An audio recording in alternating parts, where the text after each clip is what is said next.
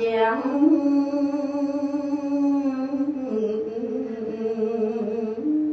sật thô mẹ phê răng vĩnh nẹ yánh chẳng cài yang sật tanh chẳng còn thèm ăn thịt thòng